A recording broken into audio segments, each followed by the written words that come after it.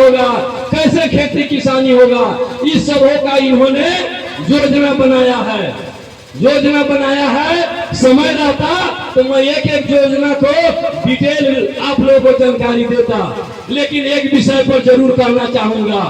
सबसे बड़ा गरीबी का कारण है बेरोजगारी, पूंजी की कमी। मैं बताना चाहता हूं कि आज के दिन में लगभग 50 लाख लोग बिहार छोड़ करके पंजाब, हरियाणा, गुजरात, दिल्ली कमाने चला गया। बिहार का लोग बाहर चला गया तो श्रम का पलायन हो गया, बिहार से बाहर चला गया। और यहाँ भी यह बिहार का मिट्टी जो है सभी राज्य से अच्छा उपजाऊ है। पंजाब, गुजरात, हरियाणा, मध्य प्रदेश सारे राज्य से अच्छा उपजाऊ मिट्टी बिहार का है। और सबसे कमासुद मजदूर भी बिहार का है। अच्छा मिट्टी भी है और कमासुद मजदूर भी है, फिर भी पूंजी के कमी के कारण, बेरोजगारी के कमी के कारण लोग बिहार छोड़ करके पलायन हो जाते हैं। अब मैं बताना चाहूंगा कि एक आंकड़ा है, जब से देश आजाद हुआ 78 साल हो गया। इस 78 साल में अभी तक 23.25 लाख लोगों का सरकारी नौकरी है। वो आबादी के हिसाब से आंकड़ा लगाया जाए तो 1.9% होता है। मान लीजिए 2% लोग आज के डेट में सरकारी नौकरी करता है, बाकी 98% लोग नौकरी नहीं करता।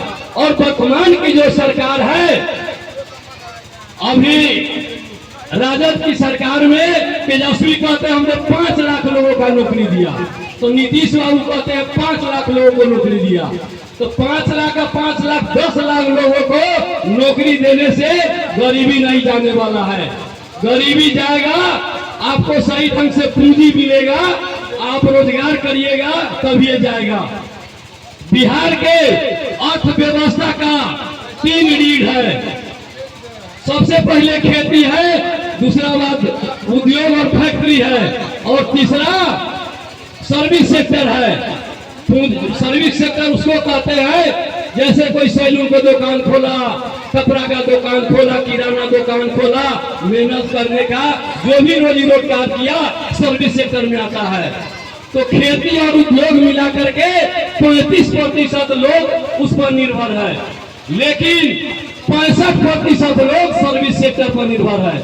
और एक 65% लोगों का जीवन कैसे सुधरेगा, उसको पूंजी की आवश्यकता है।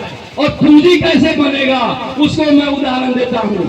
हम और आप जितने लोग हैं, जो भी हम कमाते हैं, कमा करके बचत का पैसा बैंक में डालते हैं, वह बैंक का में जो पैसा जमा हुआ है 1 साल में होता है 4061 लाख करोड़ जमा होता है हमारा और आपका कमाई। और इसमें से 1,61,000 हम लोगों के बीच ऋण के रूप में दिया जाता है। बाकी 2,80,000 करोड़ बिहार से बाहर चला जाता है, यूपी में, गुजरात में, महाराष्ट्र में। तो पैसा बिहार के और फैक्ट्री खुले गुजरात में। पूंजी का भी पलायन हो गया, श्रम का भी पलायन हो गया और पूंजी का भी पलायन हो गया। तो हमारा जन स्वराज पार्टी एक ऐसा प्लान बनाया है कि सबसे पहले जन स्वराज पार्टी का सरकार बनेगा तो इस बैंक पर रोक लगाया जाएगा। बैंक पर रोक लगाया जाएगा कि बिहार का पैसा बिहार में रहेगा और बिहार के लोगों को सस्ता दर पर 4% ब्याज पर ऋण मिलेगा, उससे आपका आर्थिक स्थिति सुधरेगा। गुजरात कैसे आगे हो गया? गुजरात के नरेंद्र मोदी जी मुख्यमंत्री थे और उन्होंने हर परिवार को 1 लाख, 2 लाख, 5 लाख सस्ता दर पर ऋण दिया।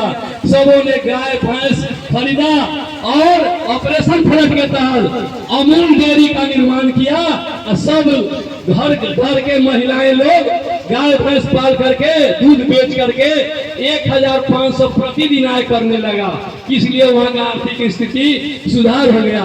यही देख करके हम लोगों ने प्लान बनाया है कि बैंक पर जो पूंजी का प्लान होता है, बिहार का पैसा गुजरात जाता है, उस पर सबसे पहले 1 साल में ही बैंक पर रोक लगा करके आई सारी महिलाएं जो घर में बैठी रहती है, इन लोगों को पूंजी मिलेगा सस्ता दर पर, अपना स्वरोजगार करके परिवार को अच्छा से चलाएंगे।